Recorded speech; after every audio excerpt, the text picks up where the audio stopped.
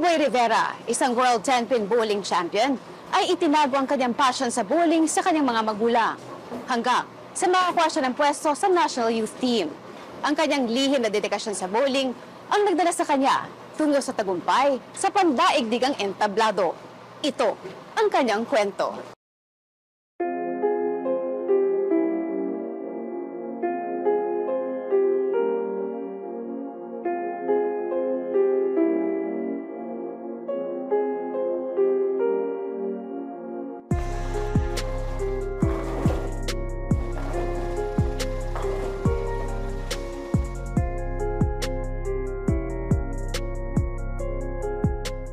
I'm B-Boy Rivera. I won the World Championships last 2006 in Busan, South Korea. I'm an avid fan of sports even at a young age.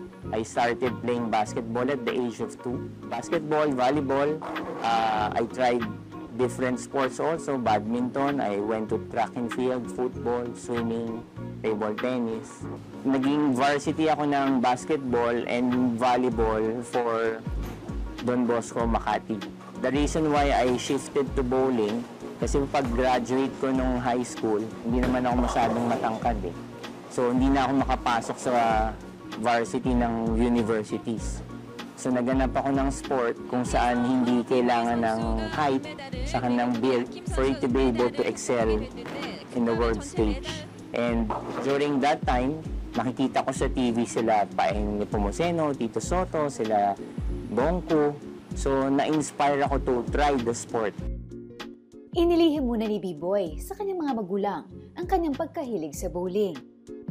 Growing up, considered ang bowling to be one of the expensive sport eh.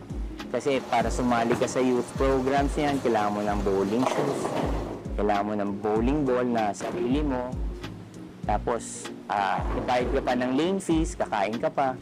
So, meron mga mas practical na sport and also meron din ibang sport in mind yung dad ko na gusto niyang i-take up ko. Pero since na-try ko na siya, yung nga nasabi ko, after ng school, minsan naglalaro kami mga barkada, yung mga kasama ko sa church, sa village namin, after mass, minsan nagbo-bowling kami. Nagustuhan ko talaga mag-bowling din. Noong time na tinatago mo sa parents mo yung ginagawa mo, instead na matulungan kanila, you're doing it on your own.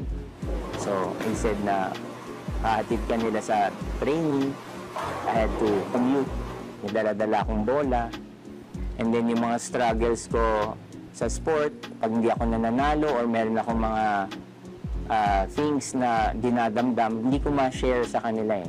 Natago ko lang yung lahat sa akin. Or sa friends ko lang ko nakukwento. Pero it's sad that I'm parang na-shout out ko sila doon sa mundo ko sa sports. Yun yung naging isang challenge for me na or maybe I regret it. Pero it turned out okay naman in the end. Siyempre nakaka-nervous din minsan, hinahanap ka nila, saan ka nagpupunta, anong ginagawa mo. Hindi ako masyado nagtatagal sa bowlingan. Lalaro lang, tapos uuwi rin ako kaagad. And ang alam nila kasi talaga, kasama ko lang yung mga barkada ko, kain, basketball, tapos uwi na. So, medyo it went on for a while. Nalaman lang nila nung involved na ako sa national level, na parang sa tingin ko na hindi naman na sila tututol dun sa ginagawa ko. And it came to a point na nagkaroon kami ng pact na just as long as I will finish my studies, college, okay lang na maglaro ako. We only found out about his bowling when he was already later part na, when he was already achieving something for himself sa sa Tibam. So, yung earlier years, we're quite hesitant kasi we know yung expenses incurred sa bowling, it's not it's expensive sports eh. So, yun lang. Pero otherwise, yes, his own way talaga, gusto niya talagang mag-bowling and he does things talaga to achieve what he wants. I was happy for him kasi hindi naman lahat nakakapasok sa national team. So I know his potential for being yung future niya in bowling. But on the other hand, we were wary kasi baka mapabayaan niya yung studies niya, baka maging second na lang yung kanyang studies. Bago marating ni B-Boy ang tugatog ng tagumpay, marami siyang kinailangang isakripisyo. We usually train 4 to 5 times a week. Usually, nasa-sacrifice ko yung time ko with family, yung sleep, yung rest, tsaka yung barkada. Kasi at a very young age, kailangan ko matulog ng maaga, training kami maaga, mag-aaral ako. So, wala na akong gimmick sa gabi, dahil pagod na, kailangan gumising na maaga. Yung sleep, because kailangan ko mag-aral. So, after training, minsan may laro kasi usually sa gabi. Matatapos yan, mga 10, 11. Kailangan ko na gumising ng 5 ng umaga para pumasok sa UST ako noon eh. And we live in Parañaque, so medyo malayo. So, isa yun sa mga na-sacrifice ko, which I don't regret naman. Yung mga hard work ko and sacrifices, nag-pay off naman siya. I won the Asian Youth Championships in 1996 sa Genting Highlands, Malaysia, kung saan kasama ko yung mga idol youth bowlers ko dati, si Paul Valdez, Richie Poblete, si RJ Bautista, Tyron Ongpapo. So, naka-form din ako ng band with some of the youth bowlers na until now, naging mga matalik kong kaibigan. Naranasan din niya ang mga sandaling pinanghinaan siya ng loob. Isa sa pinakamasakit na nangyari sa bowling career ko is in 2002 as I was striking for a gold medal sa Asian Games sa Busan, South Korea. Tumama yung bola sa ankle ko, tas nakanal.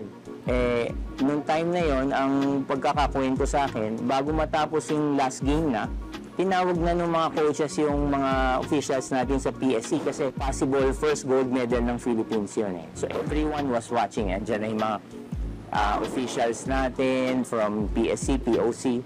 And then, parang nakanal ko, nag-end up ako fourth. Tapos, yung tournament na yon, lahat ng teammates ko, 6 na lalaki kasi kami, 6 na babae. Lahat sila nag-medal, ako lang hindi. Pero ako yung best performer.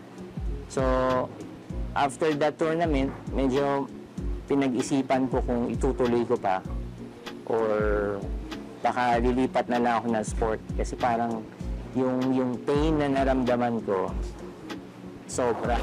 To the point na first event kasi yun, singles. The following day, kailangan ko maglaro. Tutungtung ako sa approach, naiiyak pa rin ako dahil naalala ko yung nangyari sa akin the previous day. I started to doubt myself after that event. No? Hindi na ako naging 100% mentally. Na nandun ako, naglalaro. Pero at the back of my mind, nag-replay sa akin yung isang tira na yun eh. Na dapat, instead of gold, nawala pa. So hindi ko siya maalis sa isipan ko. Even after the Asian Games, a few months after, nandun pa rin siya, hindi ko makalimutan. I had to seek help from a sports psychologist to help me get back on track. Nag-goal setting ulit ako, start from scratch. Sa bawat pagdapa, muling bumangon ang kanyang diwang hindi kailanman sumuko. 2003, I won several local tournaments, tuloy-tuloy. And then, sumasabak pa rin ako sa international tournaments where I won a car, rolling a perfect game sa Malaysia.